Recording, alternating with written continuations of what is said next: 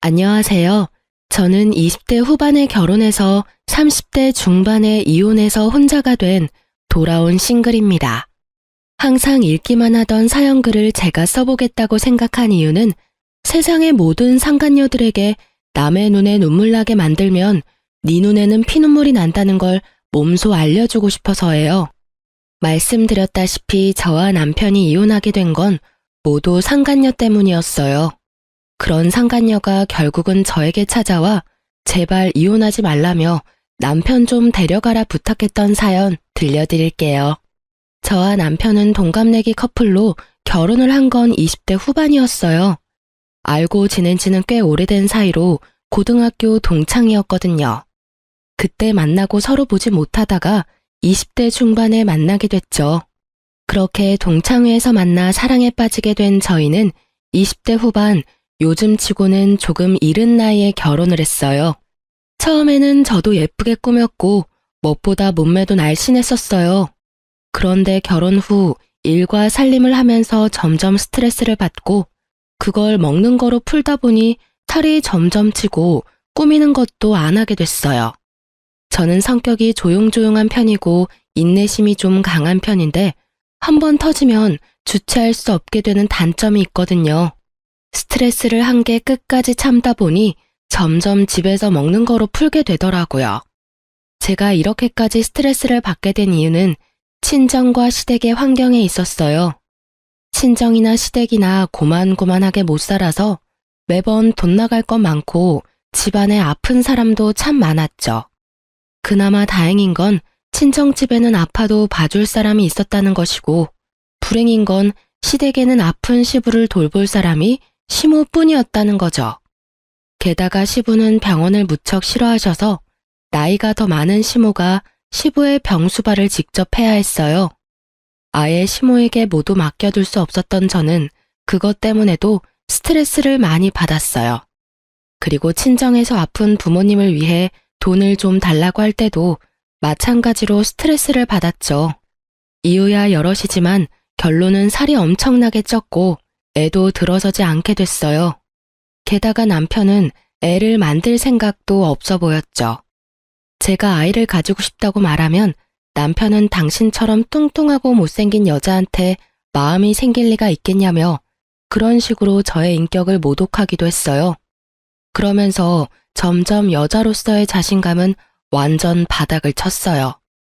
그날도 그런 연장선에 있던 날이었어요. 남편의 생일. 말하지 않아도 부부라면 그날이 부부가 함께 식사하고 축하하는 날이라는 걸 알 거예요. 그런데 남편이 생일날 집에 들어오지 않더군요. 이상하다 싶은 생각에 연락했지만 연락도 안 됐어요. 뭐라고 문자라도 남겨주면 좋을 텐데 그런 것도 없었죠. 저는 남편이 친구들과 만나 술을 마신다고 생각했어요. 그런 일도 덜어 있었거든요. 그런데 다음 날에도 남편은 집에 돌아오지 않았어요. 생일이 금요일이고 그 다음 날이 토요일이었거든요. 집에서 기다리는 내내 연락도 되지 않아 걱정하는 마음으로 경찰에 신고할까 말까 고민하는데 도어락 열리는 소리가 들리고 남편이 들어오더군요. 그리고 남편의 모습이 눈에 들어오기보다 남편의 몸에 묻은 낯선 냄새가 먼저 현관 안으로 들어오더군요. 꽃향기 가득한 향수 냄새에 저는 멈칫했어요. 남편은 들어오더니 어색한 얼굴로 제 눈을 피했어요. 당신, 외박을 하려면 이야기를 했어야 할 거 아니야. 하다못해 술 먹고 뻗었으면 아침에 일어나서 연락이라도 주던지. 이게 뭐야? 사람 조마조마하게 기다리게 해놓고 아무렇지도 않게 집에 들어와? 피곤해. 할 이야기 있으면 내일 해. 내일도 주말이잖아. 당신 요새 왜 이래? 매번 늦고 연락 안 되고. 지금도 봐. 생일날 외박에 그 다음날 늦게 들어왔잖아. 지금 이 상황에 진정할 여자가 어딨어? 그래서 뭐가 궁금한데? 친구랑 술 마시다가 뻗어 쳐 자다가 지금 일어나서 온 거라고. 당신 바람 피지? 지금 옷에서 여자 향수 냄새 엄청나거든? 게다가 친구 집에서 바로 왔다면서 머리는 멀끔하게 정리하고 옷도 어제 거랑 다른 거잖아. 친구 집에서 잔 사람이 아니라고. 아, 내가 다른 여자를 만나건 말건 당신이 무슨 상관이야? 지금 내 마누라라고 나 관리하냐? 그럴 시간에 네 몸매나 관리해. 되지도 않은 부부놀이 할 시간에.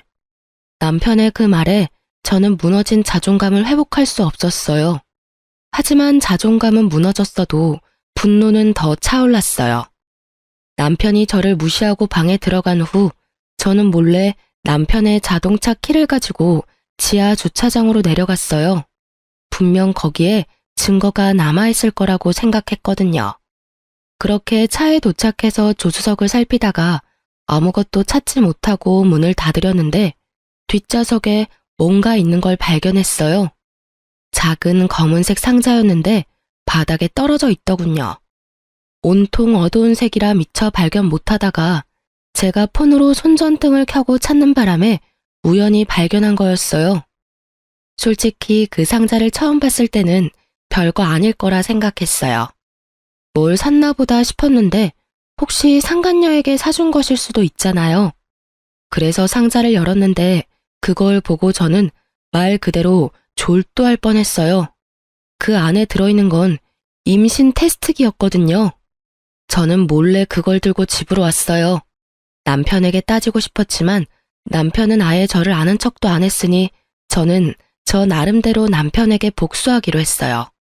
그래서 저는 사람을 시켜 상간녀의 집 주소와 회사 주소, 핸드폰 번호를 알아냈어요. 그리고 남편의 불륜 사진도 찍었죠. 아주 나쁜 두 연놈들이 같은 회사에서 일하고 있더군요. 차라리 좋은 조건이다 싶었어요. 저는 남편에게 연락해 시모가 당신을 급하게 찾는다고 말하며 남편을 시댁으로 먼저 보냈어요. 그리고 저는 남편 회사 앞에서 상간녀가 나오길 기다렸죠. 사진으로 봤기 때문에 그 얼굴이 선명했어요. 저는 상간녀 앞으로 가서 까만 상자를 들이밀며 말했어요. 이거 우리 남편 차에 흘렸던데 나랑 이야기 좀 할까? 여기서 소문 다 나도록 이야기해도 난 상관없어. 그 상자를 보던 상간녀 얼굴이 싸해지더군요. 본인도 알았겠죠. 제가 누군지. 그렇게 회사에서 좀 떨어진 공원에서 상간녀와 이야기를 나누게 됐어요. 이미 해가 지고 공원에는 사람 한 명 없이 조용하더군요. 우리 남편이랑 언제부터 만났어? 저 그런 사이 아닌데요. 다 알고 찾아왔으니까 거짓말하지 마. 나도 생각보다 많이 알고 있거든. 너 왜 임신 테스트기를 남편 차에 놔뒀어? 나 보라고 놔뒀니? 그런 건 아닌데. 너 남편애 임신한 거 맞아? 그 사람의 아니에요. 다른 사람 아이예요. 그러니까 그거 돌려주세요. 아, 우리 남편 만나면서 다른 남자도 만나고 있었구나. 그럼 그렇게 이야기하면서 우리 남편한테 네가 먼저 헤어지자고 말해. 지금 당장 내가 보는 눈앞에서. 제 말에 상간녀가 아무 말 못하더군요. 안 할 거면 어쩔 수 없지. 나 너희 회사, 너희 집 어디인지 다 알아. 솔직히 이렇게까지 하면 내 얼굴에 침 뱉기인 건 아는데 네가 안 한다면 내가 다 말해줄게. 회사, 집안의 모든 사람들이 다 알도록. 어때? 이제 좀 내 말대로 하고 싶은 생각이 들어? 네가 남편이랑 헤어진다고 말하고 다시는 만나지 않겠다는 각서 쓰면 나도 이번만은 묻고 넘어갈 거야. 결국 여기저기 소문낸다는 말에 상간녀는 절대 안 된다며 눈물을 줄줄 흘리더군요. 이렇게 눈물 흘리며 후회할 일을 왜 애초부터 시작했는지. 불쌍하기보다는 그 얼굴 보니 화가 더 났어요.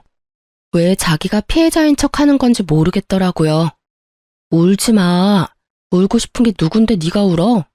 너 피해자처럼 굴고 싶은가 본데 너는 가해자야. 다른 사람 괴롭히고 상처 준 피해자. 네가 한 짓이 어떤 짓인지 다른 사람들이 다 알게 해줄까? 결국 상간녀는 2번 다시 만나지 않겠다는 각서를 쓰고 남편에게 헤어지자는 문자를 보냈어요. 저는 상간녀에게 말했어요. 네가 우리 남편이랑 다시 만나는 순간이 너한테는 지옥이 될 거야. 내가 네 집과 회사 모두 다 알고 있다는 것만 잘 알아도. 그렇게 말하고 저는 집으로 돌아왔어요.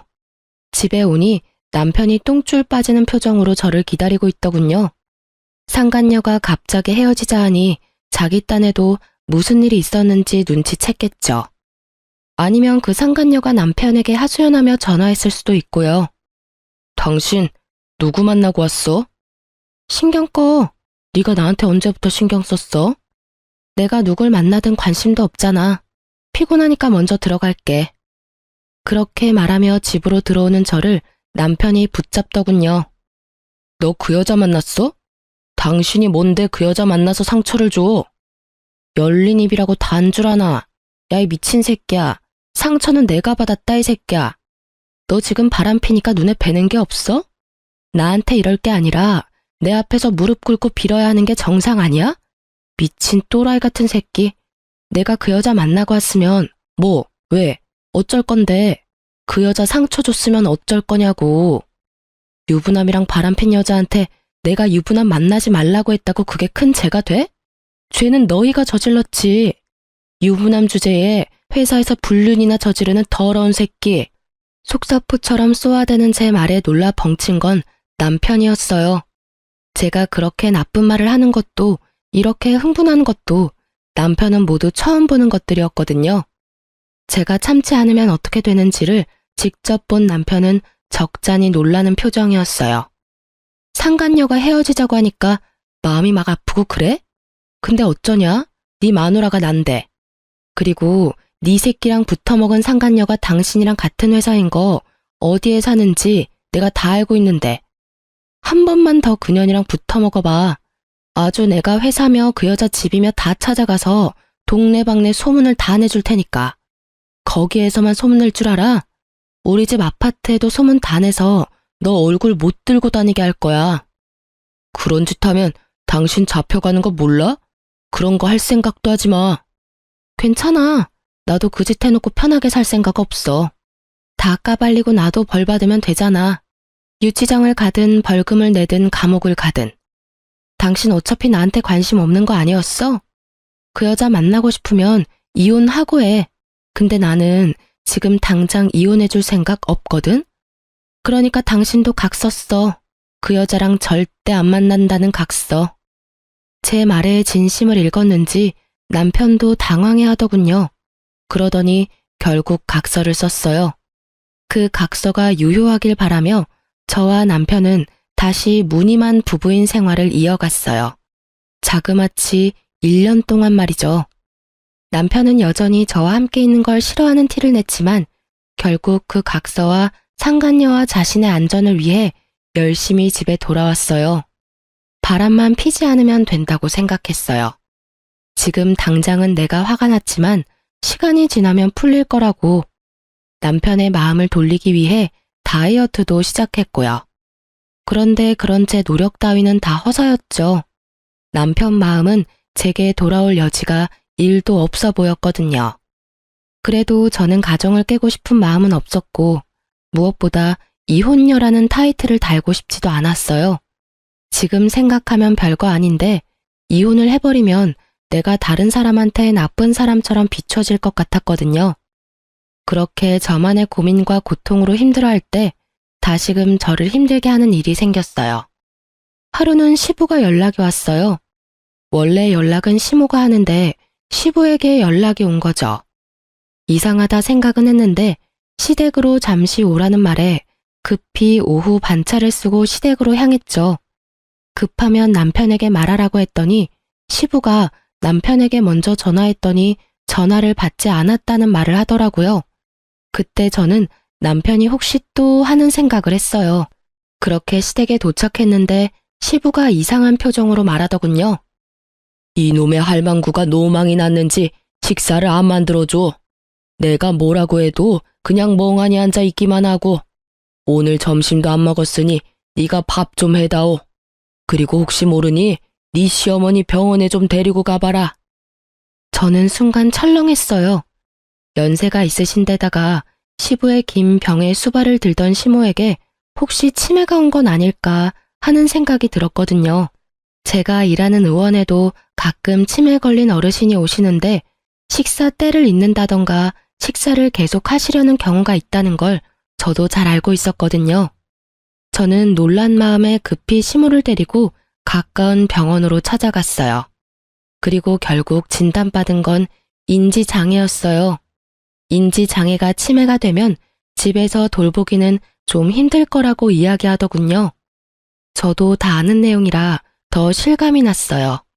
시모는 알고 있었는데 숨기고 있었던 듯해요. 저는 그 결과에 한숨이 절로 나오더군요. 일단 저는 시모를 데리고 시댁으로 갔어요. 아픈 시부 인지장애 진단받은 시모. 시부모에 대한 이야기를 하려고 남편에게 집으로 최대한 빨리 오라고 했어요. 그렇게 연락을 해놓고 가만히 생각하니 시댁이 남편 회사와 가까워 회사에서 만나 같이 집에 가면 될 것 같더라고요. 택시 타면 교통체증 감안해도 남편 퇴근 시간 전에는 도착할 것 같아서 저는 남편 회사로 향했어요. 그 앞에서 커피를 사서 마시며 기다리고 있는데 남편이 회사 밖으로 나오더라고요. 그것도 상간녀와 함께 둘이 하하호 웃으며 나오는데 완전 열이 받았어요. 헤어지라고 했으면 회사에서도 영 끊어야지. 저렇게 즐겁게 있으라는 이야기가 아니었잖아요. 열받은 저는 남편 앞에 나타났죠. 제 얼굴 보더니 남편도 그 상간녀도 너무 당황한 표정으로 저를 바라보더군요. 즐거워 보이네? 당신이 여기는 어떻게 집에 있는 거 아니었어? 집으로 가려다가 당신 퇴근 시간 맞출 수 있을 것 같아서 회사로 왔지. 그런데 의외의 장면을 보네? 내가 각서 2장 집에 가지고 있는 거 알지?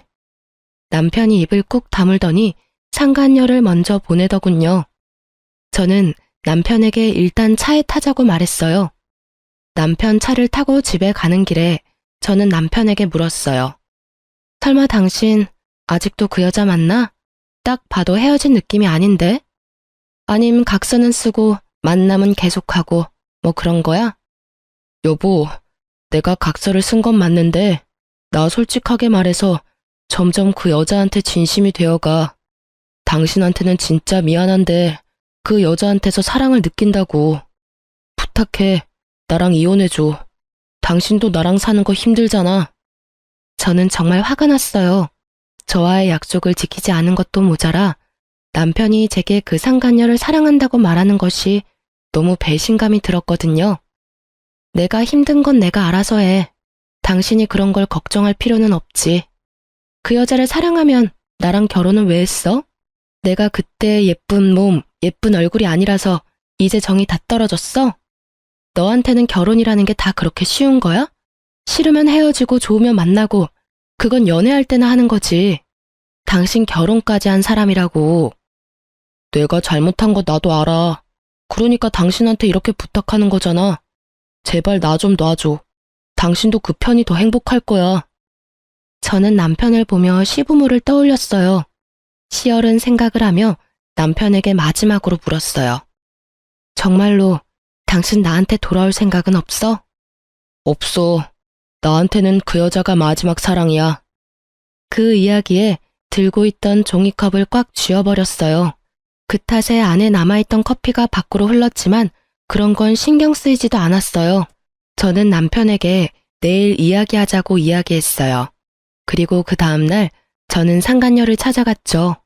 분명히 전날 상간녀가 남편 회사에서 같이 나오는 걸 봤는데 알고 보니 회사를 퇴사했더군요. 어제가 퇴사날이었고요. 집도 이사를 한 모양이었어요. 그때 생각이 들었죠. 아, 이것들이 어제 그렇게 정리를 하고 저녁에 나한테 이혼하자고 말한 거였구나 하고. 열받은 저는 남편에게 상간녀를 데려오라고 했어요. 할 말이 있고 그 여자 데려와서 대면시켜주면 이혼을 진지하게 생각해보겠다 했거든요. 그랬더니 1시간 만에 그 여자가 왔더군요. 팔에는 아주 작은 아이를 안고 말이죠. 그때 임신 테스트기에 그 아이인 것 같더라고요. 애 아빠는? 이 사람이 애 아빠예요. 와, 둘이서 아주 날 가지고 놀았네. 2사람 애였는데 나한테는 아니라고 하고 여전히 둘이서 잘 만났다 이거야? 거기다 애까지 있고? 그럼 어떡해요. 그때는 어떻게든 그 상황을 모면해야 했으니까요. 그래도 애한테 아빠는 주고 싶은 마음이라서요. 2사람이 헤어져주면 좋은 가정을 만들 수 있을 것 같아요. 넌 이 상황에 죄책감도 없어? 아니, 미안한 마음 눈꼽만큼도 없는 거야? 죄책감이 왜 생겨야 하는데요? 솔직히 아줌마보다야 내가 더 예쁘고 오빠도 나를 좋다고 했고 두 사람 사이의 장애물은 아줌마뿐이잖아요. 오히려 아줌마가 우리 사이를 갈라놓은 거 아닌가? 그냥 그때 알았을 때 이혼해줬으면 됐잖아요. 뻔뻔하기가 아주 하늘을 찌를 듯 하더라고요. 그 말을 들으면서 저는 그냥 다 놔버렸어요. 상간녀가 오기 전에는 남편을 설득해보자 싶었어요. 아픈 시부와 시모를 생각해서라도 다시 되돌려 보려 했는데 이 또라이 같은 두 연놈들은 아주 작정을 하고 저와의 이혼 계획을 세웠더군요. 제가 소문을 못 퍼뜨리도록 이사까지 하고 직장도 옮기고요. 그냥 포기하기로 했어요. 남편 불륜을 눈으로 확인하면서 그런 남편의 부모를 모시는 일을 하다간 도리어 제가 정신병에 걸릴 것 같았거든요. 스트레스가 최고에 이르니 그냥 다 포기하게 되더라고요. 그렇게 됐으니까 당신이 이혼해줘. 내가 해달라는 건 다 해줄게. 솔직히 당신 애도 없고 지금 이혼해도 좋은 사람 만날 수 있을 거야. 이건 무슨 고양이 쥐 생각하는 짓인지. 누구 때문에 지금 이혼을 하는데 왜 집값게 나를 신경 써요? 저는 남편에게 말했죠. 그딴 동정 같은 거 나한테 하지 마. 내가 좋은 사람을 만나건 미친놈을 만나건 너랑은 이제 상관없어. 이혼해줄 테니까 위자료 다 내놔. 너랑 네 예비 신부도. 그리고 재산 분할 확실하게 반으로 하고 그거 아니면 나 이혼 못 해줘. 못하러 소송해. 그러면 당신 유책 배우자인 건 빼박이야. 혼외자 아들 있는 데다 상간녀도 유부남인 거 알고 만났으니까. 그건 너무 큰 돈인데. 당신도 잘 알잖아. 나도 그만큼 큰 돈도 없고. 일시불 지급 안 하면 이혼은 없어. 돈은 알아서 마련해. 너랑 헤어지는 판국에 내가 당신 주머니 사정까지 고려해야겠어? 새 술은 새 부대에 담으라잖아. 이 집 팔고 나한테 돈 주고 너희는 새 집에서 잘 살면 되지. 그 말에 남편은 잠시 고민하더니 알겠다며 알아서 돈 마련하겠다더군요. 그렇게 이야기를 끝내고 저는 집을 나왔어요. 친정으로 가려니 아픈 사람 있는 친정 가봐야 속만 아프겠다 싶어서 시댁으로 향했죠. 시부모 댁에 왔다 갔다 하면서 저도 시부 수발에 도움을 줬기에 제 물건이 시댁에 남아 있었거든요. 그리고 남편과 이혼한 것도 이야기를 해야 할 것 같아서 시댁으로 갔죠. 남편에게는 시댁에서 오늘 하루 잘 거고 내일 주말이니 아침에 오라고 했어요. 시부모에게 이혼 이야기도 해야 된다고 말이죠. 그 다음날 시부모 밥을 차리고 제 짐을 싸고 있으니 시부가 묻더군요. 며느라가, 너 어디 가는 게냐? 왜 짐을 싸고 그래? 그 사람 오면 말씀드릴게요. 뭐 필요한 건 없으세요? 우리 안사람 그때 병명이 뭐라더냐? 나는 듣고도 잊어버렸어. 치매가 맞대? 치매는 아직 아니고 인지장애라고 하는데요. 치매로 진행될 가능성이 무척 높다고 하셨어요. 그래서 아마 어느 시점이 되면 집에서 모시기는 좀 어려울 것 같고 주간 보호나 요양원을 생각해보라고 하시더라고요. 제 말에 시부가 한숨을 푹 쉬더니 그러더군요. 그럼 내 병수발은 이제 누가 들어주냐? 마누라가 제정신이 아니니 밥도 제때 못 먹을 거고. 그러지 말고 우리 집에서 살면서 며느리 네가 내 병수발을 좀 들어주면 안 되겠냐? 그 말에 대답을 하려는데 남편이 들어오더군요. 그리고 그 뒤에는 상간녀의 모습이 보였어요. 현관에서는 시부와 시모 모습은 보이지 않았어요. 그리고 저는 제 물건들과 통장 하나를 챙겨 나왔어요. 아줌마, 이혼하기로 해놓고 왜 여기 와서 이러고 있어요? 언제까지 본처로 행동할 거냐고요? 이 집에서 당장 나가요? 아주 아나무인이 상간녀 얼굴을 보며 저는 싱긋 웃었어요. 그리고 안방에 있는 시부에게 들리도록 크게 말해줬죠. 아버님, 걱정하지 마세요. 이제 아버님 식사랑 수발 드는 건 여기 있는 아가씨가 해줄 거예요. 제 말에 남편과 상간녀가 어리둥절한 표정을 짓더군요. 그래서 제가 친절히 말해줬죠. 그저께 아버님 전화 받고 어머님 모시고 병원 갔다 왔어. 아무래도 오랫동안 아버님 병수발도 하시고 우울증도 좀 있었던 게 화근이었는지 인지장애 진단받고 집에서 쉬고 계셔. 그 탓에 계속 아버님 식사 준비 시간도 잊으시고 항상 들던 병수발도 제대로 못 하셔서 아버님이 걱정이 많았나 봐. 나더러 여기 살면서 병수발 들고 식사 준비 좀 해달라 하시잖아. 어차피 나랑 이혼하면 당신이 저 여자랑 결혼할 건데 이제 그건 저 여자가 다 가져가야 할 부분이잖아? 제 말에 남편이 놀라며 묻더군요. 뭐? 인지장애? 그런 일이 있었으면 나한테 미리 이야기를 했어야 할 거 아니야? 이야기하려고 한 날 당신이 나한테 너무 충격적인 말을 해서 나도 잊어버린 거야. 당신이 이혼하자고 한 날, 당신이랑 상간녀가 다시 만난 걸 안 날, 그날 나도 어머님 아픈 거 알았어. 그거 상의하려고 당신한테 일찍 들어오라고 한 거고. 근데 뭐, 이제 난 필요 없다며. 그럼 아니, 5이서 잘 살면 되지. 결혼이란 게 그런 거잖아. 양가 부모님도 생각해야 하는 그런 거. 오빠, 이게 무슨 말이야? 누가 아픈데? 아, 몰랐어? 아파서 이 집에서 누워 계신 건 아버님이시고, 이제 막 인지장애 진단받고 아프시게 된 건 어머님이셔. 그러니까 나를 대신해서 잘 모셔줘. 나는 이혼당했잖아. 제 말에 상간녀의 표정이 잔뜩 일그러지더군요. 그럴 수밖에 없죠. 알콩달콩 셋이서 살아야 할 세 사람 앞에 갑자기 나타난 시부모의 존재가 얼마나 어색하겠어요? 아버님은 몇 년째 누워 계시는데 삼시세끼 꼬박 챙겨드려야 하고 어머님은 곧 치매로 진행될지 모르니 잠시도 눈을 떼면 안 되거든. 오빠, 이게 다 무슨 소리야? 시부모님 모셔야 한다는 말은 없었잖아. 설마 나 속인 거야? 자기야, 그런 거 아니야. 우리 아버지는 원래 아프셨는데 그때는 어머니가 수발 드셨거든. 근데 어머니 아프다는 이야기는 나도 오늘 처음 듣는 거라. 안 되면 두 분 다 요양병원 보내면 되지. 시부모가 들으면 욕 한 바가지 할 것 같은 말을 쉽사리 내뱉은 남편놈을 보며 저는 속으로 혀를 찼어요. 잘하는 짓이다. 아버님 어머님 안에서 다 듣고 계신데 말을 해도 진짜. 참 효자다 효자야. 뭐 두 분 어떻게 모실지는 두 사람이 알아서 해. 어머님은 병원 가기 싫어했지만 또 모르지 뭐. 아참, 그리고 당신한테 이거 주는 거 잊어버렸어. 나도 모르게 내가 챙겨왔거든. 저는 남편이 아닌 상간녀에게 통장을 하나 줬어요. 상간녀는 통장을 보더니 슬쩍 웃더군요. 그 안에 남편과 모은 돈이 들어있다고 생각한 모양이었어요. 그리고 상간녀가 그 통장을 열자 그곳에는 마이너스 통장 한도 5천이 찍혀 있었죠. 남편이 매달 꼬박꼬박 갚고 있는 마이너스 통장이었어요. 한도 끝까지 빌린 데다 기한 연장이 안 되는 걸로 알고 있는데 그것도 당연히 그 상간녀에게 돌려줘야 하는 거잖아요. 내가 보관하고 있어서 내 것인 줄 알았는데 당신 거잖아.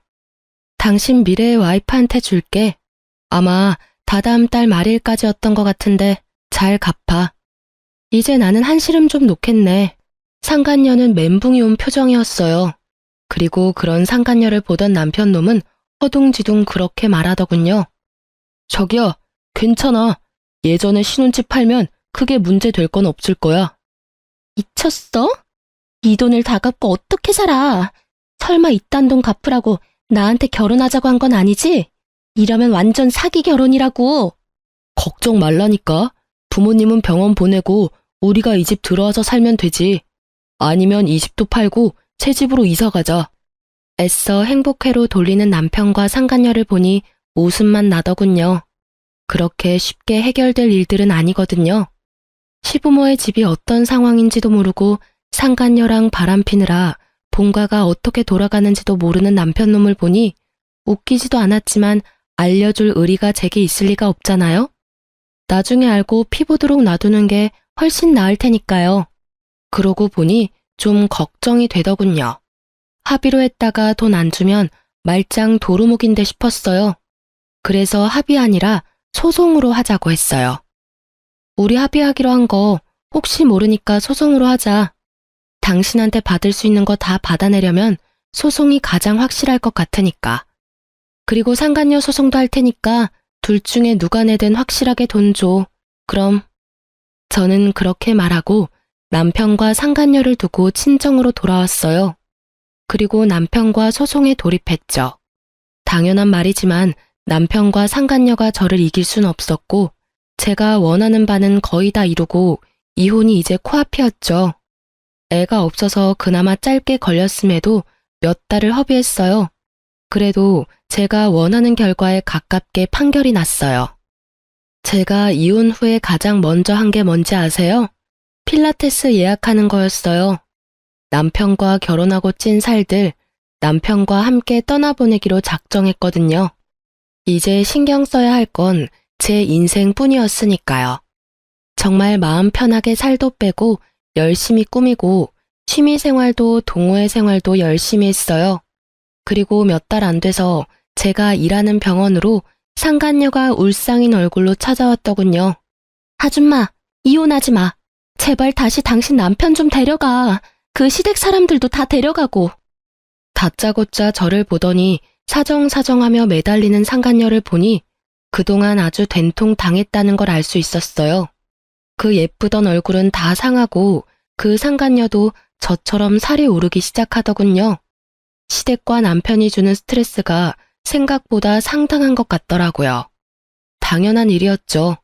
자기 생각대로 된 건 결혼 그 자체뿐이고 나머지는 다 생각과 빗나가 버렸을 테니까요. 여기 와서 이러면 곤란한데요? 전 남편이랑 저는 이제 남남이고 저는 법적으로 이제 곧 싱글이에요. 그리고 당신은 제 전 남편의 여자친구고요. 그리고 너무 웃기네요. 헤어지라 할 때는 못 헤어진다더니 정작 둘이서 저를 이혼하도록 만들고 나서는 이제 와서 이혼하지 말라니 어느 장단에 춤춰야 할지 모르겠네요. 애랑 셋이서 알콩달콩 잘 살면 되지 왜 저한테 와서 이상한 소리 해요? 가족 셋이서 행복하게 살고 싶다 해서 헤어져 줬는데 뭐가 부족해요? 제가 빈정대며 이야기하는 걸 눈치챈 듯 했지만 상간녀는 아주 절박하게 저한테 매달려 말하더군요. 우리 애, 그 남자 아이 아니에요. 그러니까 제발 이혼하지 말고 그 사람 좀 데려가요. 진짜 미쳐버리겠어. 시부모는 잠시도 가만히 있지 못하도록 만들지. 그 사람은 이런 나 무시하고 집안일까지 완벽히 해내기를 바라지. 그 와중에 그 사람 빚까지. 거기다 지금 당신이랑 이혼해서 내야 하는 위자료랑 재산 분할 생각하면 지금 눈앞이 어질어질하다고. 아줌마, 나 이렇게는 못 살아. 그러니까 당신한테 다시 돌려줄 테니까 둘이서 잘 살아요. 나 2번 다시 두 사람 사이 방해 안 할 테니까. 무슨 헛소리 하는 거예요? 저 이제 내일이면 서류 정리 끝나서 싱글이에요. 그리고 둘이 못 살면 둘이서 알아서 하는 거지. 왜 다 끝난 나한테 와서 이래요? 어이가 없어서. 부부 일은 부부 둘이서 알아서 해요. 그리고 이해 좀 하고 살아요. 그 사람은 당신이 마지막 사랑이라더라고. 그러면 그 사랑에 보답해줘야 하는 거 아니야? 거기다 당신도 그 남자 사랑한다며. 그럼 빚이 얼마던 시부모 수발을 얼마나 힘들던 그건 당신이 가져가야 할 일이지. 나한테 이야기한들 이제 와서 내가 뭘 해줘요? 나 이제 그 집안이랑 관계도 없는 사람인데 당신이 나를 그렇게 만들었잖아. 그러니까 사과할게. 사과한다고. 미안하니까 제발 좀 어떻게 해줘봐. 그리고 솔직히 말하면 당신도 한패나 다름없잖아. 그 집이 그 모양 그 꼴인 거 알면서 나 거기로 들어오게 만든 거 아냐. 당신이 책임져. 당신이 책임지고 나 빼내라고. 제 발로 그 집에 들어가 놓고는 뭐? 그리고 네가 나를 쫓아보냈잖아. 나한테 당장 그 집에서 나오라며? 네가 네 입으로 말해놓고 이제 와서 딴소리를 해? 책임은 네가 져야지. 네가 애초에 유부남이랑 바람을 안 폈으면 애를 안 가졌으면 이런 일도 없었겠지. 남의 가정 박살내놓고 네 가정은 아주 행복한 꿈처럼 살 수 있을 거라고 생각했나 봐. 꿈도 크지. 너 같은 상간녀가 잘 되면 그거야말로 세상이 이상한 거지. 네가 왜 그런 일 당하나 싶지? 다 네가 만든 업보야. 네가 저지른 일에 대한 대가고. 그러니까 끝까지 책임지고 그 남자 맡아줘. 괜히 나한테 떠넘기려 하지 말고. 저는 꽥 소리를 지르고는 목을 다듬었어요. 그리고 저희 병원 명함을 하나 꺼내줘 줬어요. 시부모 모시기 힘들면 전문 병원에 맡겨. 물론 돈은 다 받을 거고 할인 같은 건 안 돼. 환자가 너무 싫어하거나 폭력적이어도 안 되고. 둘이서 잘 상의해서 결정하고 연락 줘. 우리도 환자 유치 요즘 많이 하려고 하거든. 힘들어서 저한테까지 와서 하소연하는 환장하다 못해 속이 썩어 문드러져 가고 있는 상간녀에게 병원 영업까지 하고 저는 망연자실한 상간녀를 두고 병원으로 들어와 버렸어요. 그리고 나중에 알게 됐죠. 그 상간녀가 그 짧은 몇 달 동안 어떻게 지냈는지. 당시에 저는 상간녀가 회사를 퇴사한 줄 알았는데 그게 아니라 육아휴직 중이었다고 하더라고요. 육아휴직하면서 시부모를 결국은 모셨다는데 시부가 시모가 하던 반찬 맛 안 난다고 몇 번을 퇴짜 놓고 반찬 새로 만들게 했대요.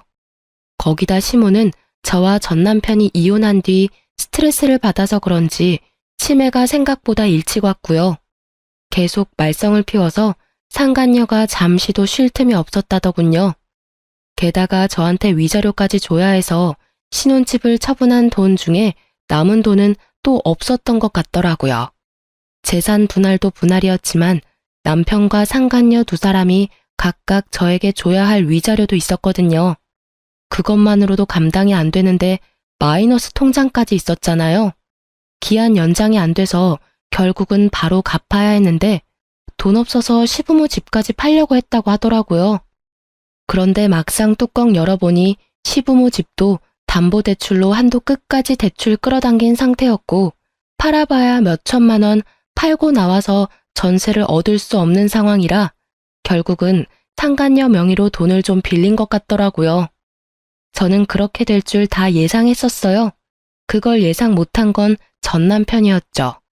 솔직히 그런 현실 같은 건 다 내다버리고 상간녀와 달콤한 꿈이나 꾸던 놈이 뭘 할 수 있었겠어요? 상간녀도 전 남편도 꿈에서 깨어나 혹독한 현실을 마주하는 것밖에 별 도리가 없었겠죠. 상간녀가 다녀가고 며칠 지나지 않아 전 남편이 저희 병원 앞에서 저를 기다리고 있더군요. 제가 전화를 모두 무시했더니 직접 앞에서 기다리고 있었던 거였어요. 그 상황이 너무 웃겼어요. 이혼 전이랑은 정반대였거든요. 항상 대화하려면 제가 가야 하고 제가 기다려야 했는데 이제는 전 남편이 저와 대화하기 위해 애쓰는 걸 보니 밖으로 나온 저를 보고 전 남편이 살짝 놀라더군요. 저도 그간 살을 많이 뺐거든요. 거의 15kg를 운동과 식이 조절로 감량했으니까요. 생각보다 빨리 예전 몸으로 돌아오고 있었죠. 사실 스트레스를 덜 받으니 폭식이 줄어서 빠진 것도 있긴 했죠. 어쨌든 예전 모습으로 돌아가고 있던 제 모습에 놀란 건지 전 남편이 살짝 놀라더군요. 당신 못 알아볼 뻔했어. 완전히 옛날처럼 돌아왔네. 우리 이야기 좀 할까? 당신한테 중요하게 할 말이 있어. 난 당신이랑 할 이야기 없는데? 우리 이제 헤어졌고 서류 법적으로 정리 다 끝났고 뭐가 필요한데? 나는 당신한테 이제 필요한 것도 원하는 것도 없어. 잠깐 내 말 좀 들어봐. 나 이혼하고 그 여자랑 살면서 한시도 당신 생각 잊어본 적이 없어. 정말 그 여자는 진짜 최악이었던 것 같아. 내가 정말 사랑하고 나를 정말 사랑해주는 여자는 당신뿐이었다는 생각을 해. 자다가 봉창 두드리는 소리를 하는 전 남편을 보니 저는 오히려 말을 잇지 못하겠더라고요. 무슨 헛소리야? 사랑? 너 나한테 사랑이라는 단어 말할 자격도 없거든? 너의 마지막 사랑이 너의 상간녀라는 걸 내가 직접 너한테 들었는데 무슨 사랑 타령이야. 하고 싶은 말이 뭔데? 무슨 일 있어?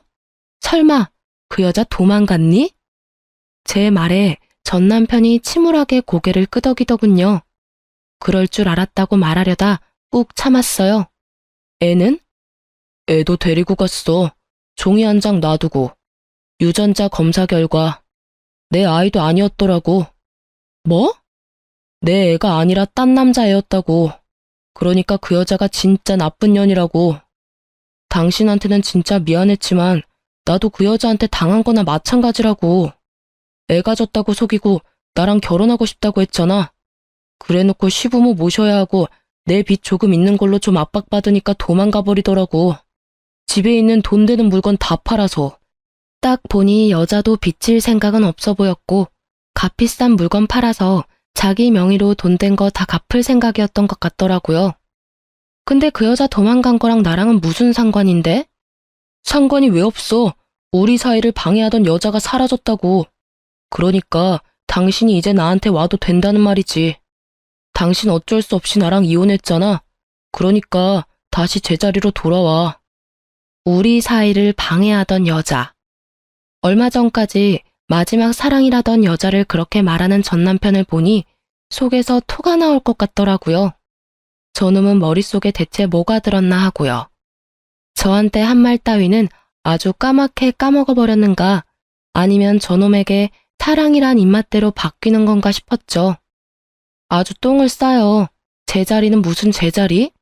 우리가 헤어진 게 제자리야, 이 또라이야. 상간녀 도망가고 나니까 누구 하나라도 시부모 수발 들어줄 여자 찾고 싶어? 나는 죽었다 깨나도 당신한테 돌아가는 일 없어. 그러니까 뻘짓 그만하고 돌아가서 시부모님이나 잘 모셔. 상간녀 없으면 너 혼자 모셔야 될 거 아냐? 여보, 다시 생각해봐. 당신은 끝까지 이혼 원하지 않았잖아. 그러니까 그때 나를 멈춰 세웠었어야지. 왜 버스 다 떠나가고 뒤늦게 손을 흔들어?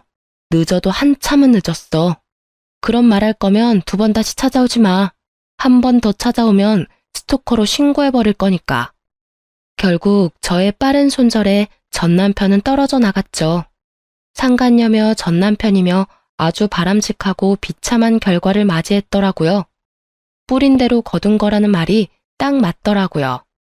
그러게 왜 유부남을 건드려서 이런 일을 만들었는지, 유부남 주제에 젊은 여자랑 왜 바람이 났는지, 그걸로도 모자라 불륜하는 인간들 주제에 본처 내쫓고 자기들끼리 하하호호 가정을 꾸리려고 했는지, 이런 꼴 보여주려고 그랬나 싶더라고요.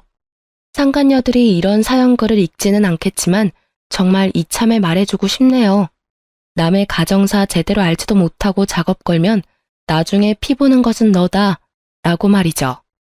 저야 그 상간녀 덕분이라고 해야 할까요?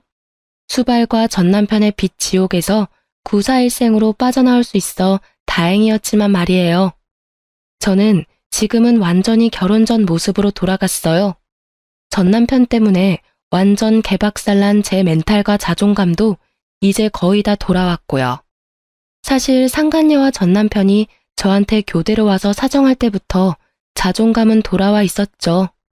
그렇게 즐거운 취미생활도 갖고 다른 사람과의 만남도 즐기고 있어요. 다만 결혼에 대한 회의는 여전히 있어요.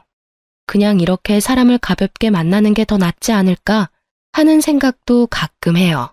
깊고 결속력이 강한 관계라는 건 마음이 변했을 때 정말 상대방에게 큰 상처를 줄 수도 있다는 걸 이번 이혼을 통해 톡톡히 배웠거든요. 남편과 이혼하며 받은 돈으로 작지만 아파트 사서 저만의 시간을 보내는 지금이 저에게는 더없이 소중해요. 아직까지는 그런 여유롭고 자유로운 시간을 더 많이 보내고 싶어요. 제 글 읽으시면서 어떠셨는지 궁금하네요. 익숙치 않은 글을 쓰느라 조금 버벅거리기도 했지만 좋게 봐주셨으면 해요. 그리고 제 글 읽고 답답한 속 뻥 뚫리셨으면 좋겠어요. 그럼 저는 이만 물러가 보겠습니다. 들어주셔서 감사합니다.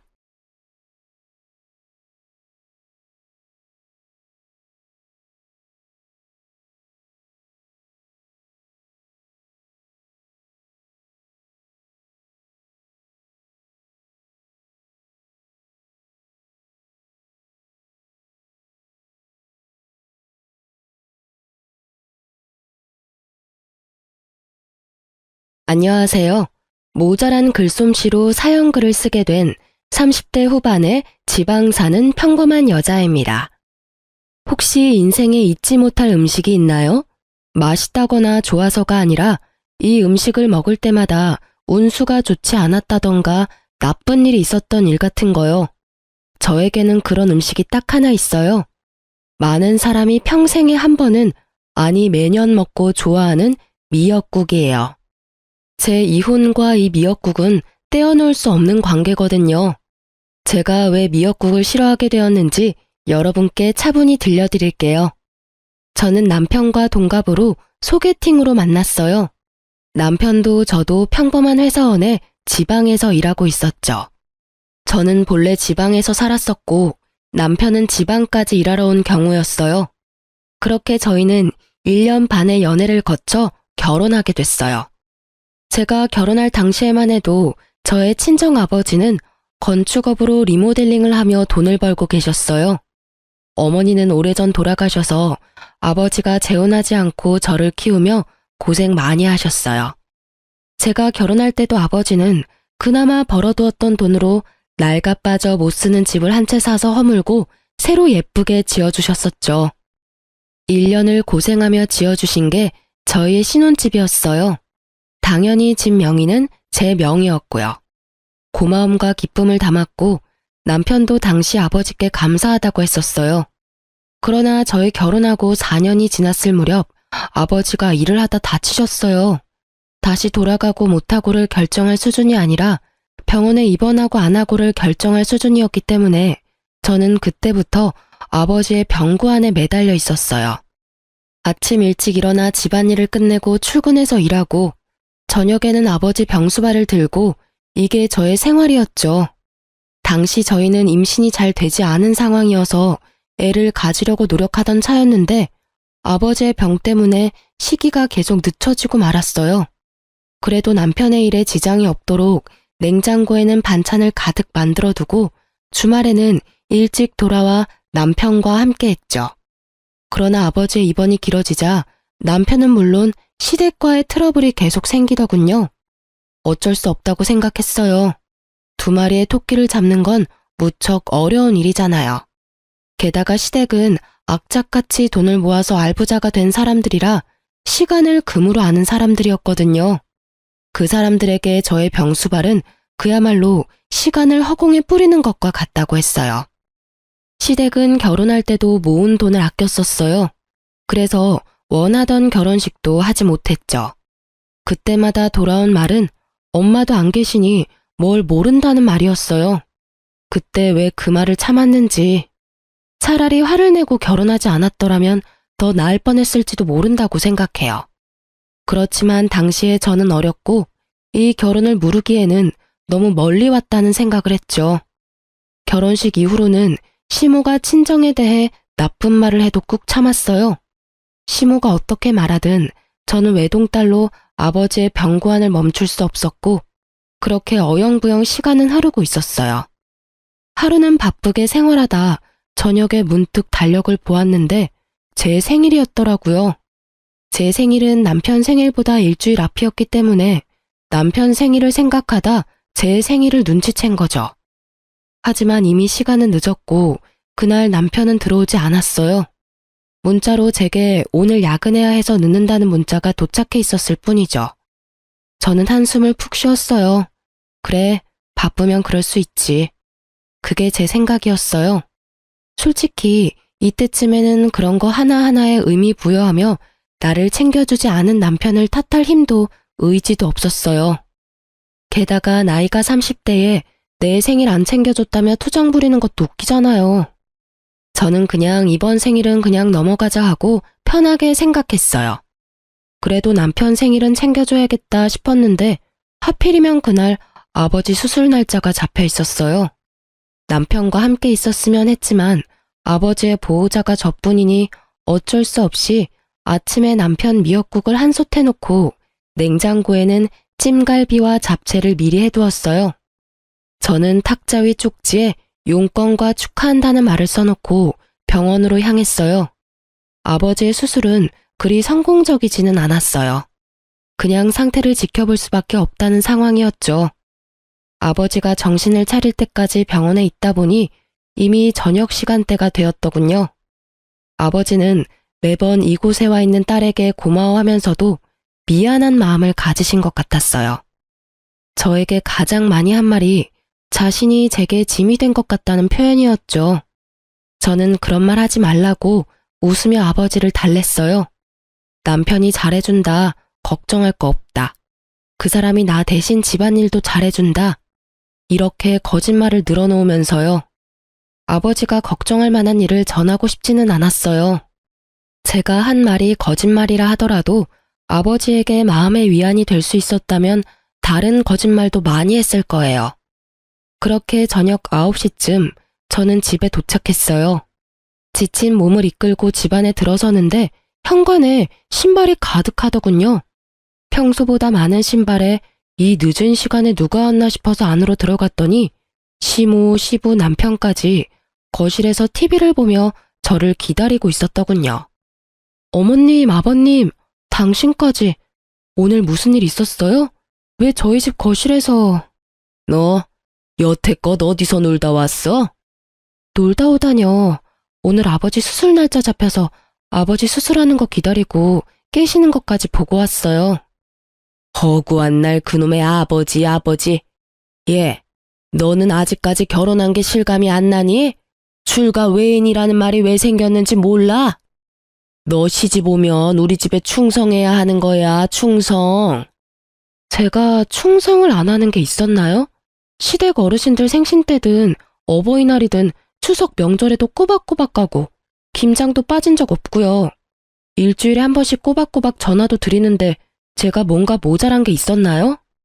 너희 아버지한테 너무 목매는 거. 아무리 사돈어른이 혼자서 힘들게 사신다고 해도 너는 우리 집에 더 노력을 해야 하잖아. 너 오늘 네 남편 생일인데도 다 잊어버렸더라. 내가 그 이야기를 듣는데 어찌나 마음이 아팠는지 모르지? 내가 얘를 어떻게 키웠는데, 그렇게 정성을 다해서 키웠는데 네가 어떻게 애 생일날 미역국 하나 안 끓여줄 수가 있어? 너희 아버지가 그렇게 대단하니? 그렇다고 내 아들 핍박할 이유는 없잖아. 이럴 거면 결혼은 왜 했니? 혼자서 홀아버지 모시고 쭉 살면 됐지. 어머님, 제가 왜 남편을 핍박해요? 당신 설마 지금 내가 생일상 안 차려줬다고 부모님 모셔온 거야? 나이가 35인데 나한테 이야기하면 될 걸 굳이 부모님까지 모셔와서? 저는 웃음밖에 안 나왔어요. 이 상황이 진짜 웃겼거든요. 나이 35에 마누라가 미역국 안 차려줘서 시모에게 일러바친 남편. 이게 무슨 꽁트인가 싶은 정도였죠. 실수가 실실 나오려는 걸 참으면서 남편에게 말했죠. 당신 혹시 밥 차려 먹으려고 생각은 했어? 내가 탁자에 쪽지 남겨놨는데 못 봤나 봐? 그제야 남편이 흠칫하더군요. 나도 밥 차려 먹으려고 했지. 그리고 쪽지? 난 못 봤는데. 이상하네. 밥 먹으려면 테이블을 봐야 하잖아.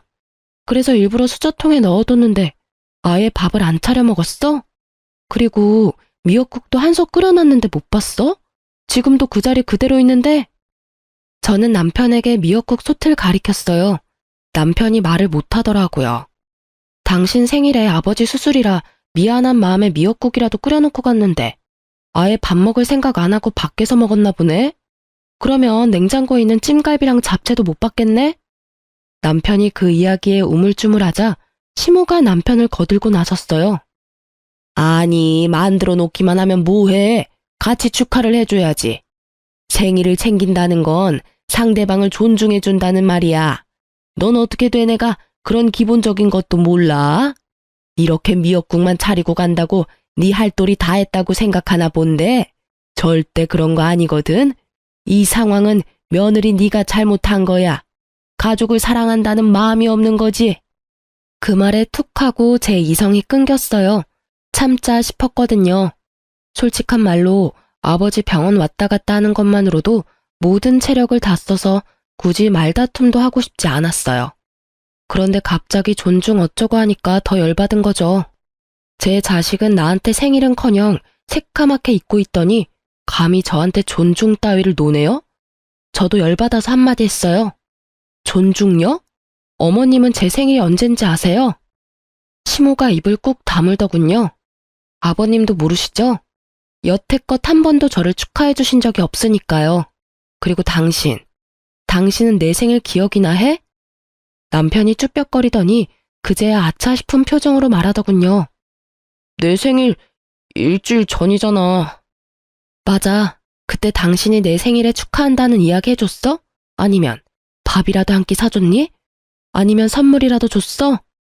남편은 아무 말도 못했고 시모와 시부도 아차 싶은 표정이었어요. 당신이 내 생일을 잊었다는 거 나 아무 말 안 하고 넘어갔어. 나도 당신도 바빴던 데다가 그런 거 따질 나이도 지났으니까. 근데 어머니 말씀 들으니까 화가 나네? 당신은 어떻게 나를 그렇게 존중할 생각이 없어? 아니면 나를 가족으로 생각을 안 한 거야? 아니면 아예 관심이 없었니? 제가 쏘아붙이는 말에 남편도 시모도 절절 매더군요. 시모는 본인이 한 이야기가 있으니 뭐라 하지도 못하고 남편은 잊어버린 게 본인이 맞으니 아무 말 못하고. 그런 건 아닌데. 아이씨, 엄마는 왜 별것도 아닌 거로 이렇게 집에 와서 난리를 쳐대. 그냥 조용히 넘어가도 됐잖아. 뭐? 네가 나한테 와서 며느리가 너한테 신경 안 써준다고 한마디 해달라고 그랬잖아. 뭐 결국은 그런 거죠. 남편이 또 나이값 못하고 시모에게 떼쓰더라고요. 일러 바친 남편이나 그 말 듣고 아들 집에 와서 며느리 잡는 시모나 50보 100보 똑같은 사람들이죠. 저는 그런 남편에게 말했어요. 하긴 아픈 장인 병원에 한 번을 안아보는 당신이 나를 가족으로 생각했을 리가 없지. 안 그래? 매번 내가 아버지 병원에 가는 거 싫어했잖아. 그래서 매번 그걸로 싸우고. 솔직하게 말할게. 장인어른 아프다는 소리에도 병원 한 번 안 오는 너한테는 미역국 하나 끓여주는 것도 다행으로 생각해. 시어른과 남편은 제게 아무 말도 못했어요. 자기들이 하는 말을 그대로 돌려줬잖아요. 존중? 가족 사랑? 그게 없는 사람이 누군데요? 열받은 저는 멀뚱멀뚱한 세 사람을 두고 부엌에 가서는 아침에 만들어 놓은 미역국을 모두 싱크대 배수구 거름망에 촥 부어버렸어요. 그리고 다른 반찬들도 싹 다 꺼내서 음식물 쓰레기통에 확 부어버렸어요. 아깝다는 생각은 전혀 들지도 않고 그냥 그 순간은 속이 시원했어요. 내가 저런 남자한테 먹이려고 미역국을 만든 게 정신 나간 짓이지. 두 번 다시 내가 미역국을 만드나 봐라. 다 들으라는 식으로 크게 혼잣말하고 시원하게 쏟아붓는 미역국을 보니 그나마 막힌 속이 조금은 뚫리는 기분이었죠. 시모도 시부도 남편도 그런 저를 말리지 못하더군요. 결국 남편은 쭈구리가 돼서 방에 틀어박혔고 시부모는 부랴부랴 저희 집을 떠났죠. 저는 이때부터 남편에게 화가 나기 시작했던 것 같아요. 우리끼리 조용히 해결해도 될 일에 시부모를 끌어들이는 생각 없는 사람이 내 남편이라는 것도 너무 짜증났고요. 이렇게라도 정리가 돼서 다행이라고 생각하고 있었죠. 저는 이때 이 사람들이 제게 더 반박하지 않은 게 다 본인들이 잘못했다는 걸 깨달아서 그런 거라고 생각했는데 그게 아니라 다른 음흉한 생각이 있었던 거예요. 제가 그걸 알게 된 건 아버지의 3일장 마지막 날이었어요. 미역국 사건이 있고 몇 달 안 돼서 아버지는 결국 돌아가시고 말았어요. 너무 죄송한 마음이 많이 들었어요. 손주 한 번 안겨드리지도 못했고 맛있는 거 대접도 제대로 못 해드렸는데 이렇게 허망하게 가실 줄은. 저는 저대로 힘든 상황에 봉착했어요. 당시에 일을 하고 있었음에도 생활비를 제외한 돈은 거의 대부분 아버지의 병원비로 들어갔어요. 실비로 나온 것도 많았지만 그 외의 비용도 만만찮게 많이 들었었거든요. 결국 친정집은 아버지가 돌아가시고 완전히 폭삭 사라져버렸죠. 아버지가 노후를 보낼 생각으로 구해두었던 집은 결국 빚만 잔뜩 남긴 채 다른 사람에게 팔려갔고 딸인 제게 남은 건 몇만 원 남지 않은 아버지의 통장들이었죠. 이미 결제한 장례식 비용을 어떻게 갚아야 하나 걱정하던 중 남편과 시댁에서 저를 찾아왔더군요. 이제 막 모든 것이 끝나고 마음을 추슬러야 하는 이때 그들이 저를 데리고 간 곳은 한정식 가게였어요. 저는 처음으로 이 사람들이 고생한 나를 위해 이곳에서 식사를 대접해준다고 생각했어요. 여태까지 서운하고 힘들었던 마음이 천천히 녹아드는 기분이었죠. 하지만 이상하다는 생각도 했어요. 시부모와 남편 신우가 저를 무척이나 살피는 표정으로 바라보았거든요. 이상하게 생각하기는 했지만 깊이 생각하지는 않았어요. 아니, 생각할 여유가 없었다는 게 맞는 말일 것 같아요. 그렇게 한정식 코스 요리를 다 먹고 났더니 마지막으로 식사가 나왔어요. 그런데 제 식사에 미역국이 나왔더군요. 저는 주변을 보았어요. 나머지는 미역국이 아니었거든요. 제 생일도 아닌데 왜 미역국을 주나 싶었는데 식사가 얼추 끝났다 싶었는지 그제야 시모가 입을 떼더군요. 그래, 고생했다. 아버지 3일장 끝났으니 이제 한시름 놓을 수 있을 거야. 네. 그리고 우리가 네 생일날 무심했던 게 너무 미안해서 이곳으로 데려온 거야. 그러니 그 일은 잊고 새로 좋은 가족이 되어보자는 의미로 받아들이면 된다. 이 미역국이 그런 의미였나 싶어 미역국을 한술 떴어요. 입으로 미역국을 가져가려는데 시모가 말을 하더군요. 그리고 네 아버지가 돌아가셨으니 내가 너에게 제안할 게 있어. 너도 그리 나쁘지는 않은 이야기일 거다. 너 병원에 입원해 계신 내 시어머니를 알고 있지? 너의 시조모 말이다. 네, 여러 가지 지병으로 요양병원에 입원해 계신 건 알고 있어요. 너희 아버지 간병하면서 이래저래 병간호일도 몸에 붙었을 테니 이번에는 네가 너희 시조모 수발을 좀 들어줘야겠다. 저는 순간 당황해서 미역국을 먹지도 못하고 고개를 들어 시모 얼굴을 쳐다봤어요. 제가요? 그럼 너 말고 누가 있겠니? 다 늙어서 힘도 없는 이 시어머니가 아랴? 너 여태까지 네 아버지 수발 잘 들었잖니? 설마 지댁에서 시키는 거라서 하기 싫다는 건 아니지? 공짜로 하라는 건 아니다. 네 시조모 앞으로 보험금이 좀 있어. 그분이 자기 수발 드는 자식에게 그 보험금 전액을 수령인으로 해주겠다 하지 않니? 어차피 오늘 내일하는 늙은이고 네가 일만 잘해주면 손쉽게 상속받을 수 있는 일이야. 당시 시조모는 간병사가 모시고 있었는데 시조모는 가족들이 자기를 버렸다고 생각한 것 같았어요. 그러면서 수발 들어주는 사람에게 남은 재산인 보험금을 주겠다고 했던 거예요. 시부의 형제자매가 이남 일녀였는데 하겠다고 나선 사람이 선뜻 없던 모양이에요. 그리고 아무 지식도 없는 큰아버지의 손주가 간병하러 갔다가 시조모에게 욕만 얻어먹고 쫓겨난 모양이라 이 사람들은 제가 그 역할에 딱 안성맞춤이라 생각한 모양이더군요. 눈앞에 미역국이 갑자기 꼴도 보기 싫어지면서 제가 여태 이 방에서 먹은 것들이 역겹게 느껴졌어요. 이 사람들이 내게 마음을 써줄 리가 없다는 게 너무나 확 다가왔거든요. 그럼 제가 시조모님을 모시면 그 수령이는 제 이름이 되는 건가요? 그건 아니지. 당연히 아들 이름으로 들어가게 되는 거지. 그럼 안 할래요. 할 필요가 없잖아요. 어차피 남편 이름으로 들어가면 저한테 한 푼도 안 떨어질 테니까. 여보, 무슨 소리야. 내가 당신 섭섭지 않게 잘 챙겨줄게. 부모님 나 당신 3등분하면 딱 되지 않을까? 무슨 소리야. 왜 이야기가 그렇게 돼? 고생은 내가 다 하는데 당신이랑 시부모님은 왜 돈을 그만큼 가져가? 아, 지금 남의 돈 욕심내는 거야? 솔직히 그 보험금이 당신 돈은 아니잖아. 우리 할머니 할아버지가 모은 돈을 왜 네가 다 가져가려고 하는데? 그럼 나한테 시키지를 말아야지. 솔직히 나도 하고 싶은 마음도 없고 돈도 얼마 안 되는 것 같고. 안 그래? 그럼 그냥 그 돈 큰아버지나 고모님 주면 되지. 내가 안 하면 그 돈 구경도 못하는 건 그쪽이잖아. 당신도 말하는 거 웃기네. 내가 돈 욕심을 내? 욕심내는 게 누군데? 나야 일하고 정당하게 받는 거라고 치지만 당신이랑 어머님은 아무것도 안 하고 내가 고생한 거 홀라당 하겠다는 거랑 뭐가 달라? 재주는 곰이 부리고 돈은 주인이 받는다더니 딱 주인 노릇하려고 그러는 거 내가 모를 줄 알았어? 보자 하니까 사람을 아주 집안에 달린 식모처럼 부리려고? 야, 적당히 까불어. 누가 언제 너 식모처럼 부린대? 말 똑바로 해라. 돈 준다잖아. 솔직히 장인어른 아플 때는 돈 없이도 수발 잘 만들더니 왜 시자가 들어가니까 하기가 싫어?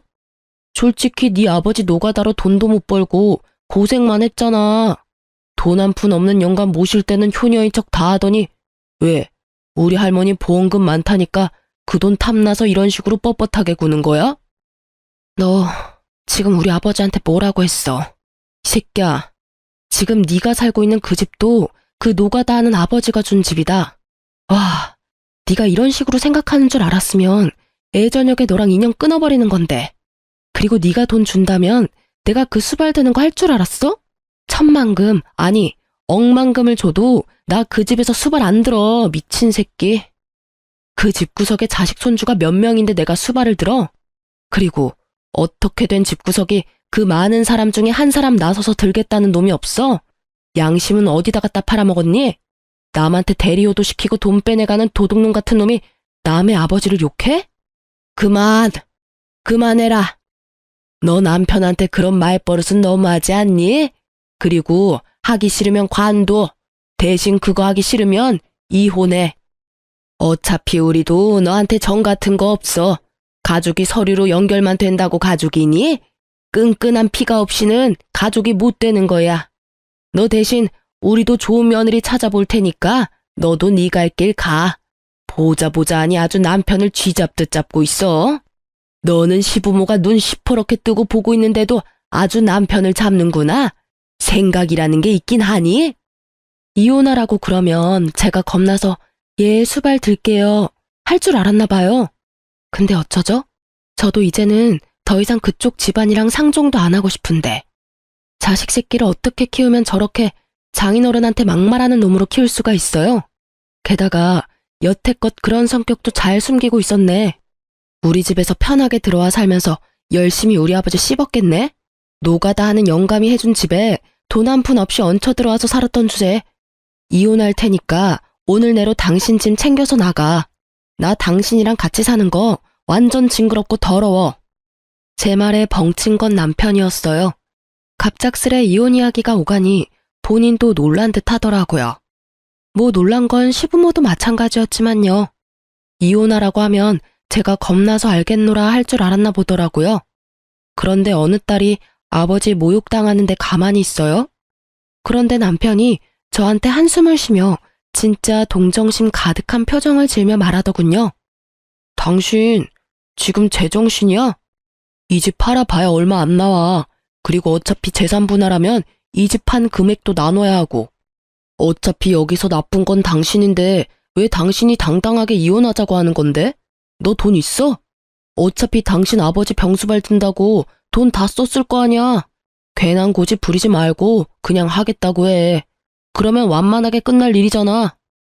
이혼은 당신 어머니가 하라고 했고 나쁜 건 내가 아니라 너고. 나를 유책 배우자로 만들고 싶은 모양인데 시댁 병수발 강제로 들라고 하는 거 문제 있는 거 몰라? 그리고 남의 아버지 모욕한 것도 문제 있고 나 동정하기 전에 당신부터 동정하는 게 어때? 지금 이 집에서 나가면 어차피 당신 시댁 들어가거나 전세 월세 가야 할 텐데 당신도 돈 그리 많은 건 아니잖아. 안 그래? 오지랖 넓게 내 걱정은 하지 마. 나 알아서 할 테니까. 제 말에 남편도 시부모도 마치 저를 정신 나간 사람처럼 보더군요. 제가 이혼을 선택한 게 그 사람들한테는 어이없는 일이었던 것 같더라고요. 그렇지만 이 상황에서 어떤 여자가 시댁의 저런 요구를 받아들일 수 있겠어요? 돈 문제를 떠나서 남의 손으로 효도를 시키겠다는 그 마인드 자체가 잘못돼도 한참을 잘못된 거죠. 차라리 남편이 자기가 할 테니 나한테 조금만 도와달라고 했다면 제가 해주겠다고 했을지도 몰라요. 그런데 아예 저한테 모든 걸 맡기겠다고 하다니. 결국 저는 남편과 이혼 조정에 이르게 됐고 이혼은 생각보다 제게 유리하게 진행됐어요. 남편은 제가 집안일을 내버려 두고 친정 일에만 열심히 한다며 저를 몰아갔지만 저는 그 사람들이 해달라고 했던 걸 알려줬죠. 병시중을 요구하고 장인어른을 모욕했던 걸요. 그것도 친정아버지 장례식 마지막 날에 그런 일을 했다고요. 변호사를 잘 만나서 그런지 저는 위자료와 집에 대한 소유를 인정받고 이혼하게 됐어요. 아이가 없어서 어떻게 보면 좀 더 깔끔하게 정리가 됐다고 봐야죠. 그리고 법적으로 서류상으로도 이혼이 정확하게 완료된 날, 저는 미뤄뒀던 일을 한 가지 해결했어요. 바로 아버지의 사망보험금을 타는 일이었죠. 아버지가 병원에 입원하고 통장 관리는 거의 제가 하고 있었는데 매번 아버지가 30만 원 정도는 통장에 넣어두라고 했었어요. 무슨 일인지 물었지만 아버지가 대답을 안 해줘서 자동이체라고는 생각을 했는데 그게 생명보험일 줄은 몰랐거든요. 그냥 실비랑 메디컬 보험만 있다고 생각했는데 알고 보니 생명보험을 여러 개 들어놓으셨더라고요. 하나당 금액은 얼마 안 되는데 다 합치니 1억 5천쯤 되었어요. 저는 받은 위자료와 신혼집 한 돈, 아버지 보험금 다 합쳐서 괜찮은 평수의 아파트를 샀어요. 그리고 제가 아파트를 샀다는 사실이 무척 빠르게 전 남편에게 전해졌더라고요. 제가 카톡 프사에 제 집 사진을 올리자 전 남편이 그날 저녁 바로 제게 만나자고 하더군요. 할 이야기가 있다면서요. 저는 전 남편을 만나러 나갔어요. 무슨 일로 만나자고 했어? 당신 왜 우리한테 말 안 했어? 장인어른 사망보험금 받은 거 당신 진짜 어이없네? 그걸 왜 숨겼어? 숨기고 자시고 가네. 아버지 3일장 끝나자마자 나를 한정식 집에 가서 이혼하도록 만든 게 당신이랑 어머님이잖아. 아니, 보험이 있다는 걸 그 뒤에 알았는데 왜 내가 당신한테 그런 걸 이야기해야 해? 당신이야말로 어이없는 소리 하네. 남편의 행동은 아주 가관이었죠. 마치 우리 아버지 사망보험금이 자기 것이라도 된 양 행동하는 게 너무 웃겼죠. 난 당연히 그거 물어볼 수 있지. 솔직히 이혼하기 전에 그 보험금 있다는 거 알았으면 이렇게 이혼할 상황까지 안 갔을 수도 있잖아. 나도 좀 더 관대한 마음으로. 관대하기는 지랄하고 자빠졌네. 이건 무슨 똥 같은 소리야? 뭐 잘못 먹었어? 아니면 오늘 컨디션이 영 안 좋아? 우리 아버지 보험금이 있다는 사실이 왜 우리 이혼에 영향을 끼칠 수가 있어? 설마 당신 그 돈 탐났어? 그래서 내가 그 돈으로 집 사니까 이렇게 뛰어와서 왜 보험금 있던 거 말 안 했냐고 지금 나한테 따지는 거야? 탐났냐니 사람을 뭘로 보고? 탐이 난 게 아니라 당신이 그런 사실을 숨겼다는 사실에 화가 난 거야. 그 돈이 있었다면 당신이 장인어른 수발 들어갈 때 우리 엄마가 아무 말도 안 했겠지. 솔직히 돈도 안 나오는데 가서 힘만 쓰면 뭐해? 우리는 다 당신 생각해서 그런 말 한 거라고. 그럼 돈만 나오면 뭐든 해도 되고 돈 안 되는 일이면 부모라도 무시해라 뭐 이거야? 와, 대단한 가족이네. 대단해. 당신은 그럼 어머님이 아파서 죽어가도 돈이 안 되면 모시지도 않을 거라 이거지? 어머님이 들으시면 참 좋아하시겠다. 그치? 대놓고 빈정거리는 제 모습을 보더니 남편이 버럭 화를 내더군요. 그런 말이 아니잖아. 다 당신 생각해서 한 말이라고. 솔직히 그 보험금도 원래라면 반 나눠야 하는 게 정상이고. 우리 아버지 보험금 10원짜리 한 장도 가져갈 생각 하지 마. 네가 양심 있는 새끼면 여기 와서 이러는 것도 진짜 말이 안 되는 거거든? 양심이 없으니 여기 와서 내내 보험금 이야기만 하고 있지, 이 나쁜 놈아. 네가 뭐가 그렇게 잘났어? 넌 뭐가 그렇게 잘났는데 힘들게 일해서 번 돈으로 넣은 보험금 네가 달라고 하는데 우리 아버지 생일날 선물은 해줘봤니? 아님 아버지 아플 때 병원에 얼굴 비추기를 했어? 생각할수록 네가 우리 아버지한테 못한 것만 생각나는데 잘한 거 있으면 말 좀 해줄래? 그런 놈이 뭐? 보험금? 아주 지랄을 해요, 지랄을. 내가 아버님한테 뭘 그렇게 못했는데 솔직히 남들 하는 만큼은 했잖아. 네가 무슨 말을 해도 나는 네가 그 돈 혼자 다 먹으려고 그러는 것으로밖에 안 보여. 결과가 그렇잖아. 장인어른도 나한테는 아버님인데 왜 네가 그걸 다 가져가냐는 거지. 아, 말도 안 통하는 새끼. 이 돈이 왜 네 돈이야. 내가 혼자 다 먹든 다 날리든 그건 다 내 거야. 아버지가 내 명의로 넣어뒀다고. 아버지 목숨값을 왜 너한테 줘?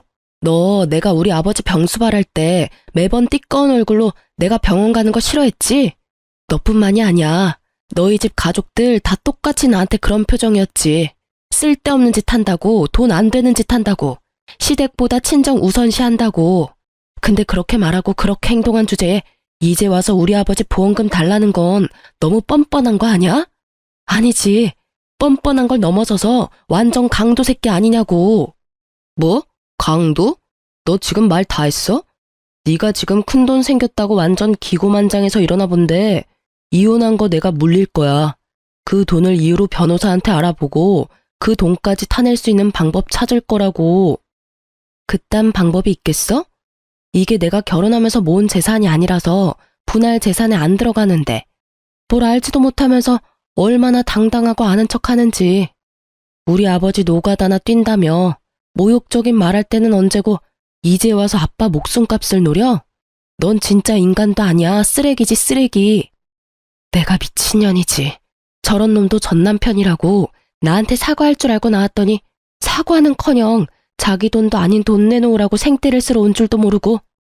제 말에 적지 않은 충격을 받았는지 남편 놈은 그 자리에서 자기 변호사한테 전화해서 물어보더군요. 이혼이 결정되고 나서 알게 된 재산, 그것도 수령인이 내 이름으로 된 보험금, 그걸 나눌 수 없다는 이야기를 들었는지 전 남편은 씩씩거리며 그런 법이 어디 있느냐고 변호사를 다그치고는 전화를 뚝 끊어버리더라고요. 그러고는 저를 노려보면서 한마디 하더군요. 더럽고 치사해서 나도 그딴 돈 필요 없어. 혼자 사는 거 불쌍해서 와줬더니 사람을 날강도로 만들고 있어. 여태껏 돈 얘기 실컷 해놓고 이제 와서 뭘 내가 불쌍하대? 너야말로 불쌍하지. 돈도 없고 집도 없고. 이제 와이프도 없는 이혼남 아니냐고. 아니지. 그래도 너한텐 자랑스러운 부모님이 있잖아. 병시중 실어서 며느리 써먹고 보험금 가로채려던 부모. 그 부모가 그 모양이니 너가 가정교육을 똑바로 받았을 리가 없지. 한껏 비아냥거리는 제 말에 화가 났는지 전 남편은 이쪽은 아예 보지도 않고 자리를 뜨더군요. 자기가 만나자고 해놓고는 맘대로 안 되니 멋대로 떠나면서 제가 불쌍해서 와줬다는 전 남편을 보며 참으로 헤어진 게 잘한 일이라는 걸 실감했어요. 저런 찌질이 수전노 같은 인간이랑 같이 살았던 시간이 아깝다고요. 그런데 전 남편의 공격이 끝은 아니었어요. 그날 저녁 이후로 시모가 전화 왔더라고요. 너 이 싹수도 없고 돈만 밝히는 년, 너 일부러 이혼하자고 한 거 아니니? 그 돈 다 혼자 먹으려고. 모자지간 아니랄까봐 말하는 게 똑같더라고요. 돈을 왜 먹어요? 그리고 제일 먼저 이혼 이야기 꺼낸 거 어머님인 거 잊으셨어요? 저는 당신 말대로 한 것뿐이에요. 이혼하라고 하길래 더 이상 그 집안 사람들이랑 상종도 하기 싫어서 이혼하겠다고 답한 것뿐이라고요. 그리고 그때는 아버지 보험금 있는지도 몰랐거든요. 그러게 마음을 좀만 더 곱게 쓰시지 그랬어요. 그랬으면 제가 전 남편과 그 돈을 나눴을 수도 있었을 텐데. 아니지. 조금만 더 늦게 저한테 그런 요구를 했으면 그 돈의 행방이 좀 달랐을지도 모르죠. 뭐 어느 쪽이든 어머님과 전 남편이 잘못했다는 건 누가 봐도 확실한 일이잖아요? 그걸 가지고 저한테 책임 전가하지 마세요. 말이라도 못하면 밉지나 않지. 꼬박꼬박 말대꾸해. 그래, 돈 좀 가지니까 아주 네가 왕이라도 된 것 같지? 그게 얼마나 가겠냐? 넌 곧 망할 거다. 그런 악담과 함께 시모는 수화기 너머로 카악 퇴하며 침을 뱉더라고요. 물론 저한테 튈 리는 없겠지만 시모의 의도대로 제 기분만큼은 아주 더러워졌죠. 망하든 잘되든 이제 상관없으니 더 이상 연락하지 마세요. 앞으로 연락하면 내용에 따라 경찰에 신고를 할 수도 있어요. 결국 제 으름장에 시모도 전화를 뚝 끊어버렸어요. 그렇게 한 소리 퍼붓고 나니 그래도 마음이 조금은 후련했어요. 그 뒤로 연락도 없어서 저는 평화롭게 지내고 있었어요. 아니요, 평화로운 척했죠. 필사적으로. 있는 게 이기는 거라고 생각하면서 말이죠. 그렇게 몇 달이 지난 뒤 저는 전 남편과 아주 어이없는 재회를 하게 됐어요. 그날은 오랜만에 미역국을 만든 날이었어요. 저는 아파트 화장실에 문제가 발생해서 인테리어 업자를 부른 상태였어요. 하는 김에 옛날식 인테리어도 확 바꾸려고 말이죠. 그런데 작업하는 분들이 들어오는데 전 남편이 있더라고요. 저랑 전 남편 둘 다 순간 어안이 벙벙해서 당황했지만 아무 일 없는 척하며 그들을 대했어요. 전 남편도 다른 사람들과 똑같이 작업복을 입고 있더군요. 그걸 보는데 처음에는 당황해서 말도 안 나왔지만 계속 보다 보니 웃음이 계속 나올 것 같더라고요. 저희 아버지 노가다 한다며 욕해놓고는 본인이 이혼한 지 몇 달 만에 비슷한 사람이 돼서 나타났으니 말이죠. 저도 전 남편도 다른 사람들 있을 때는 아무 말 하지 않았어요. 그리고 점심시간에 다른 사람들이 식사를 하러 간 틈에 저와 전 남편은 이야기를 나눌 수 있었어요. 여기가 당신 집인지는 몰랐어. 좋은 곳에 집 얻었네? 그동안 잘 지냈어? 전 남편은 그동안에 도끼가 좀 빠진 모양이었어요. 마지막에 봤을 때는 그렇게 당당하게 굴며 못되게 굴더니 말이죠. 난 잘 지냈지. 직장도 집도 안정돼서 편해. 당신은? 여기 있는 걸 보니 할머님은 아직 살아계시나 보네? 할머니 돌아가셨어. 그 말에 살짝 저도 놀랐어요. 돌아가셨다니 안 된 일이지만 보험금 받아놓고 전 남편이 이리 사는 게 이상해서 물었죠. 당신 그때 할머니 모시러 간다고 하지 않았었나? 당신 어머님이 나한테 시주머님 모시라고 할 때 그때 이야기해줬었잖아. 그분 모시면 돈 나온다고. 아, 다른 사람이 결국 할머님 수발든 거야? 아니야, 내가 다 했어. 재혼하려니 시간이 촉박하고 어머니가 며느리한테 우리 목 나눠주느니 우리끼리 나누자고 하시는 바람에. 근데 알고 보니 다 거짓이었더라고. 뭐가? 거짓이랄 게 있어? 누가 거짓말을 했는데? 할머니가 가지고 계신다던 그 보험금이 아예 없는 거였어. 돌아가시기 전에도 이상하다 생각은 했었거든. 나가는 보험료가 얼마 안 되는데 그 큰 액수의 보험금이 있다니 말이야. 보험금 2억이랬나? 그때는 눈이 멀었었지. 그런 의심이 들었는데도 확인도 안 해보고.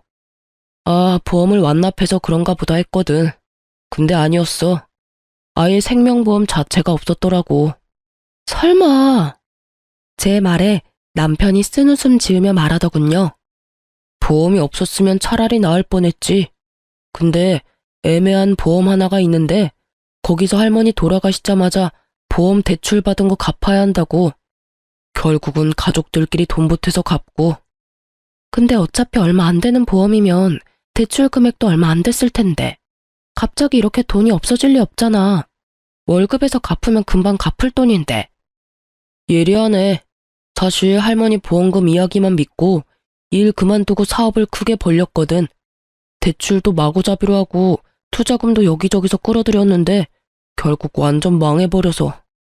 나 혼자 대출하고 투자금 받고 했으면 그나마 나았을 텐데 부모님 그 보험금 믿고 내 사업에 뛰어드시는 바람에 다 같이 망해버렸지. 부모님이 악착같이 모아놓은 돈 다 털어서 빚 갚고 나니까 남는 게 없더라. 집 하나 있던 것마저 넘어가 버린 데다가 할 수 있는 일이 없어서 배달일 했는데 여기저기 바쁘게 뛰어다니는 건 체력 때문에 힘들고 돈도 많이 안 돼서 결국은 노가다 하는 거지. 이야기를 듣고 있으니 아주 한숨이 푹 나오더군요. 이렇게 될 줄 알았다고 하면 참으로 나쁜 말일까요? 그래, 일은 몸에 맞아? 우리 아버지가 어떻게 돈 벌었는지 확인해보니 기분이 어때?